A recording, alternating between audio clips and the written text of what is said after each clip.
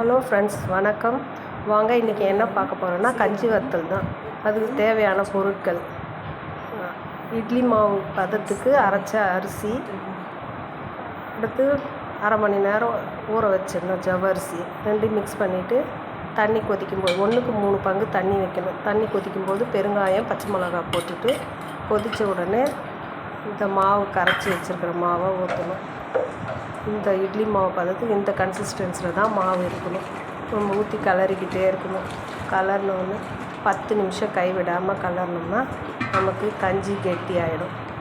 கஞ்சி கெட்டி அனுப்புகிறோம். 3/4 பதம் வெந்த பிறகு தான் நம்ம உப்பு போடணும். இது கலரிக்கிட்டே இருக்கணும் ஃப்ரெண்ட்ஸ். இப்போ கெட்டி ஆகிடும். உப்பு மட்டும் கஞ்சி 3/4 பதம் வெந்த பிறகு தான் உப்பு போடணும். உப்பு போட்டு ஒரு 10 நிமிஷம் பொறுத்து தான் நம்ம கஞ்சி இறக்கணும். இப்போ 3/4 பதம் வெந்துடுச்சு. நம்ம இப்போ தேவையான அளவு உப்பு போட்டுட்டு நல்லா கொதிக்க வைக்கணும். ஒரு 10 நிமிஷம் கொதிச்சதுன்னா கஞ்சி ரெடி. அதுக்கப்புறம் கஞ்சி ரெடி ஆனதை காட்டுறோம். வத்தல் விடும்போது காட்டுறோம் ஃப்ரெண்ட்ஸ்.